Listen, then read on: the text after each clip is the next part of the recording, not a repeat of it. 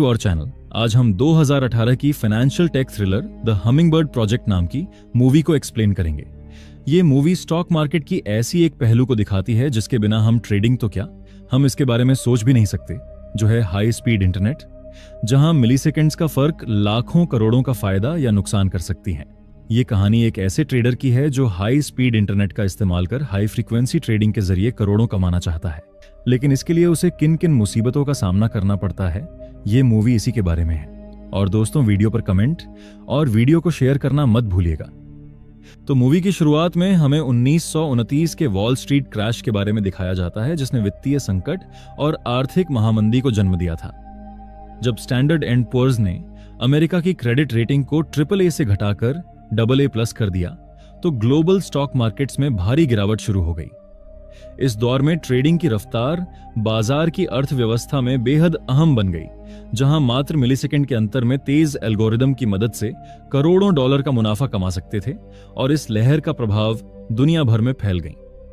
खैर, अब हम विंसेंट नाम के एक लड़के को देखते हैं, जो एक स्टॉक ब्रोकरेज फर्म में हाई फ्रीक्वेंसी ट्रेडिंग ऑपरेटर है, जहां हाई स्पीड और लो लेटेंसी बहुत ज्यादा मैटर करती है। यहां पर जिन्हें पता नहीं उन्हें मैं बता दूं, हाई फ्रीक्वेंसी ट्रेडिंग HFT एक सोफिस्टिकेटेड ट्रेडिंग मेथड है, जिसमें पावरफुल कंप्यूटरों और जटिल एल्गोरिदम का उपयोग करके बहुत तेज गति से बड़ी मात्रा में ट्रांजैक्शन की जाती हैं। लगभग मिलीसेकंड में HFT विशाल मात्रा में बाजार डेटा को जटिल एल्गोरिदम के जरिए एनालाइज कर संभावित ट्रेडिंग अपॉर्चुनिटीज को बहुत ही कम समय में प्रोसेस कर लो लेटेंसी के साथ उन ट्रेड्स को एग्जीक्यूट करते हैं। इस प्रकार की ट्रेडिंग आमतौर पर संस्थागत निवेशकों जैसे इन्वेस्टमेंट बैंक और हेज फंड्स द्वारा की जाती है। वहीं दूसरी तरफ हम एंटोन नाम के आदमी को देखते हैं, जो विंसेंट का कजिन और सीनियर एल्गोरिदम इंजीनियर है, जो उसी कंपनी में काम करता है जहां विंसेंट काम करता है। इन दोनों भाइयों के पास एक प्लान है जिसमें वे एक 4 इंच चौड़ी फाइबर ऑप्टिक टनल बनाना चाहते हैं, जो जंगलों, दलदलों, पहाड़ों और नदियों को पार कर सीधे कैंसस इलेक्ट्रॉनिक एक्सचेंज से न्यूयॉर्क स्टॉक एक्सचेंज के सर्वर तक जाएगी, जिसकी कुल लंबाई 1000 मील होगी। इस प्रोजेक्ट के पूरा होते ही वे शेयर मार्केट की कीमतों की उतार चढ़ाव को महज 16 मिलीसेकंड में प्राप्त कर सकेंगे। यह उनके कंपेटिटर से 1 मिलीसेकंड तेज होगी, और वह इस 1 मिलीसेकंड का फायदा उठाकर स्टॉक मार्केट में मिडलमैन की भूमिका निभाते हुए हर दिन करोड़ों डॉलर कमा सकते हैं। अब विंसेंट ब्रायन नाम के एक इन्वेस्टर से मिलता है। वह ब्रांड को उनके प्रोजेक्ट के बारे में समझाता है और कहता है कि उस 1 मिलीसेकंड की बढ़त से वह कैंसस के बाकी ट्रेडर्स से एक कदम आगे रह सकता है। ब्रायन विंसेंट के प्रोजेक्ट में इन्वेस्ट करने के लिए तैयार हो जाता है। अब एक कॉफी शॉप में विंसेंट और एंटोन मार्क नाम के एक आदमी से मिलता है, जो एक कॉन्ट्रैक्टर है, और वह दोनों उनके प्रोजेक्ट का कॉन्ट्रैक्ट मार्क को देता है और उसे इस प्रोजेक्ट को सीक्रेट रखने के लिए कहता है। अब दूसरी ओर एवा नाम की एक महिला को देखते हैं, जो उसी ब्रोकरेज फर्म की CEO है जहां विंसेंट और एंटोन काम करते हैं। ईवा और उसकी टीम भी ऐसी ही एक प्रोजेक्ट में काम कर रही थी, जो माइक्रोवेव के जरिए डेटा को ट्रांसफर कर सके, जिससे वह लोग न्यूयॉर्क स्टॉक एक्सचेंज से कैंसस इलेक्ट्रॉनिक एक्सचेंज तक सिर्फ 14 मिलीसेकंड में डेटा ट्रांसफर कर सकेंगे। उनका इस प्रोजेक्ट का नाम था माइक्रोवेव टावर प्रोजेक्ट। वहीं पर बैठा एंटन उनकी इस प्रोजेक्ट के बारे में सुनकर सोच में पड़ जाता है, क्योंकि अगर एवा का यह प्रोजेक्ट सक्सेसफुल हो गया तो उनका फाइबर ऑप्टिक का प्रोजेक्ट किसी काम का नहीं रहेगा, क्योंकि वह लोग जितना भी कोशिश कर ले 16 मिलीसेकंड से नीचे डाटा ट्रांसफर नहीं कर सकते। लेकिन एवा की माइक्रोवेव टावर प्रोजेक्ट अब भी पल्स शेपिंग के सही एल्गोरिदम को डेवलप करने में उलझा हुआ था, तो वह अपनी टीम को जल्द से जल्द इस एल्गोरिदम को डेवलप करने के लिए कहती है। एवा को एंटन के ऊपर थोड़ा शक भी होने लगता है, क्योंकि दिन ब दिन फर्म में उसकी प्रोडक्टिविटी कम होती जा रही है। उसे लगता है कि एंटन किसी और प्रोजेक्ट में अपना ध्यान लगा रहा है। अब एंटन माइक्रोवेव टावर प्रोजेक्ट की बात विंसेंट को बताता है, तब विंसेंट उसे कहता है कि उसे घबराने की जरूरत नहीं, क्योंकि उनका ऑप्टिकल फाइबर प्रोजेक्ट सिर्फ 1-2 साल में पूरा हो जाएगा, जबकि माइक्रोवेव टावर को 3 साल तक लग सकता है, और इस दौरान हम लोग खूब सारा पैसा कमा लेंगे। एंटन अपने घर पर एक बैकडोर प्रोग्राम सेटअप करता है, जिससे वह दूर से सिस्टम को कंट्रोल कर सके। वह उसे अपने लॉकर के अंदर छिपा देता है, और वह इसका इस्तेमाल कब और क्यों करता है, यह हम कहानी में आगे जानेंगे। अगले दिन विंसेंट और एंटन ने कंपनी को अपना इस्तीफा सौंप दिया। हालांकि एवा एंटोन जैसे होशियार इंजीनियर को खोना नहीं चाहती थी, ऊपर से उसके पास कंपनी का बहुत सारा डेटा भी था, इसलिए वह उसे रोकने की बहुत कोशिश करती है। तब एंटोन कहता है कि मैं अब इन मामूली रख रखाव जैसे कामों से थक चुका हूं और अपनी असली टैलेंट को आजमाना चाहता हूं, और यह कहकर दोनों वहां से चले जाते हैं। खैर, अब आ चुका था दिसंबर 2011। विंसेंट ने पहली जमीन की लीज साइन करवाई। इन जमीन मालिकों के लिए विंसेंट तो जैसे बिना वजह पैसे दे रहा था, क्योंकि फाइबर लाइन तो सिर्फ उनके घर के नीचे से गुजरेगी, ना उन्हें जमीन खोनी है ना ही कोई नुकसान। फरवरी 2012 तक विंसेंट 95% जमीनों के मालिकों को मना चुका था। ज्यादातर लोगों ने खुशी खुशी उसके ऑफर को एक्सेप्ट कर लिया और लीज एग्रीमेंट पर साइन कर दिए। इसके बाद विंसेंट ने मार्क की मदद से 54 खुदाई टीमों को भी अलग अलग जगह पर दिन रात काम पर लगा दिया। अब उनके सामने सबसे बड़ी चुनौती थी एक ग्रेनाइट माउंटेन जो नेशनल पार्क में स्थित थी और जो सरकार द्वारा संरक्षित थी। अब ब्रायन उनका काम कहां तक पहुंचा, उसका अपडेट लेने के लिए विंसेंट से मिलने जाता है। वहां पर वह पहली बार एंटोन से भी मिलता है। विंसेंट मैप में उसे दिखाता है कि फाइबर ऑप्टिक केबल कहां कहां से गुजरने वाला है और उनके हेडक्वार्टर कहां कहां पर होंगे। और वह ग्रेनाइट माउंटेन के बारे में उसे कहता है, क्योंकि वह माउंटेन सरकार द्वारा संरक्षित है, उन्हें वहां ड्रिलिंग के लिए सरकार से स्पेशल परमिट की जरूरत होगी, नहीं तो उन्हें पहाड़ के साइड से लाइन बिछानी होगी, जिससे लेटेंसी और भी बढ़ जाएगी। तब ब्रायन पूछता है कितना?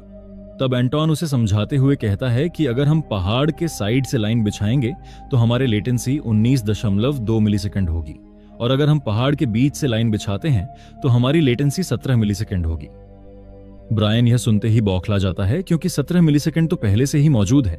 तब विंसेंट उसे समझाते हुए कहता है कि एंटोन बेटा वर्जन के बारे में बात कर रहा है। जब हम एल्गोरिदम को और ज्यादा ऑप्टिमाइज करेंगे तब हम 16 मिलीसेकंड की स्पीड को हासिल कर पाएंगे।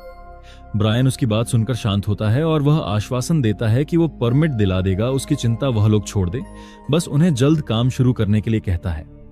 फिर उनके जाने के बाद एंटन विंसेंट के ऊपर काफी गुस्सा होता है, क्योंकि उसका एल्गोरिदम पहले से ही ऑप्टिमाइज्ड है और उसके लिए 1 मिलीसेकंड और घटाना बहुत मुश्किल है। पर विंसेंट को एंटोन की कोडिंग स्किल्स पर पूरा भरोसा था और वह उसके लिए एक शानदार प्रेसिडेंशियल स्वीट बुक करता है ताकि वो फोकस के साथ काम कर सके।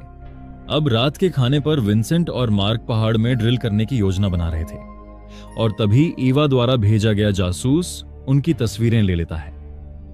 फोटो में मौजूद मैप को देखकर ईवा समझ जाती है कि वह लोग क्या करने वाले हैं। अपने बिजनेस को बचाने के लिए वह एलियस नाम के एम्प्लॉय को ऑर्डर देती है कि वह तुरंत एल्गोरिदम तैयार करे, साथ ही अपनी असिस्टेंट को और अच्छे इंजीनियरों की तलाश करने को कहती है, ताकि वह उनसे पहले माइक्रोवेव टावर प्रोजेक्ट का पूरा सिस्टम तैयार कर सके। उधर प्रोजेक्ट जोरों पर चल ही रहा था, तभी एक रात विंसेंट के पेट में अचानक दर्द शुरू हुआ। मेडिकल रिपोर्ट से पता चला उसे पेट का कैंसर है। डॉक्टर ने कहा अगर तुरंत इलाज कराया जाए तो शायद वह 2 साल तक और जी सकेगा। लेकिन अपने सपने को पूरा करने के लिए विंसेंट ने इलाज से इनकार कर दिया, क्योंकि उसके काम को कोई दूसरा नहीं कर सकता था। इसी बीच एवा होटल में एंटोन से मिलने आती है। वह उसे धमकी देती है कि अगर वह चाहे तो उसके खिलाफ कंप्लेंट कर सकती है कि उसने उसकी कंपनी का कोड चुरा लिया है, जिसका इस्तेमाल कर वह स्टॉक मार्केट को क्रैश कर सकता है, और नेशनल सिक्योरिटी थ्रेट के नाम पर उसे जेल भी भेज सकती है। वहां से निकलकर ईवा हेलीकॉप्टर में बैठकर विंसेंट के प्रोजेक्ट का मुआयना करती है। वह विंसेंट की खुदाई टीम को ज्यादा पैसों का लालच देकर अपनी तरफ कर लेती है। विंसेंट समझ जाता है कि कोई उनके काम में अड़चन डाल रहा है, पर यह नहीं जानता कि एवा ही उसकी कॉम्पिटिटर बन चुकी है। वह मार्क को कहता है कि जरूरत पड़े तो मजदूरों को 2 गुनी तनख्वाह दे देना, बस काम रुकना नहीं चाहिए।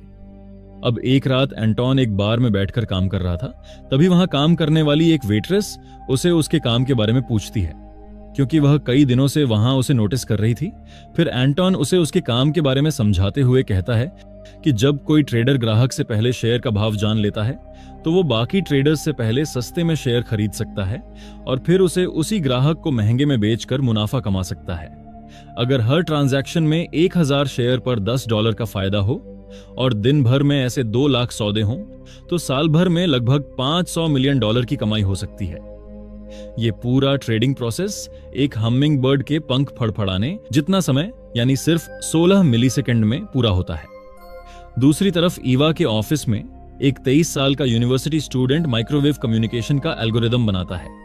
ईवा फौरन उसे $1,50,000 का सालाना सैलरी का ऑफर देकर जॉब पर रख लेती है और यह भी कहती है कि अगर वह उस महीने के अंत तक पूरा एल्गोरिदम तैयार कर ले तो उसे $3 लाख का बोनस भी मिलेगा। अब इस ओर पहाड़ में ड्रिल करते समय ठोस चट्टानों के कारण ड्रिल मशीन टूट जाती है, जिससे उन्हें नॉर्वे से विशेष ड्रिल मंगवानी पड़ेगी, जिसमें उन्हें $1.55 करोड़ की लागत आ रही थी और इससे प्रोजेक्ट की टाइमलाइन 1 महीने पीछे खिसक गई। विंसेंट ब्रायन से और पैसे मांगने के लिए जाता है, तब वह काफी नाखुश होता है क्योंकि उसे लग रहा था कि शायद विंसेंट उससे कुछ छिपा रहा है। तब विंसेंट उसे अच्छे से समझाता है। ब्रायन उसके बातों में ईमानदारी और उसके अंदर के जुनून को देखते हुए उस पर भरोसा कर विंसेंट के अकाउंट में $15 मिलियन ट्रांसफर कर देता है। लेकिन इससे पहले कि वो राहत की सांस ले, एक और मुसीबत सामने आ गई। एक जिद्दी किसान उनकी खुदाई टीम को जमीन लीज पर देने से इनकार कर देता है। उसका मानना था कि यह जमीन ईश्वर की दी हुई देन है। वो तेजी और भागदौड़ नहीं, बल्कि एक धीमी और खूबसूरत जिंदगी चाहता था। चाहे विंसेंट कितना भी पैसा दे, वो राजी नहीं होने वाला था।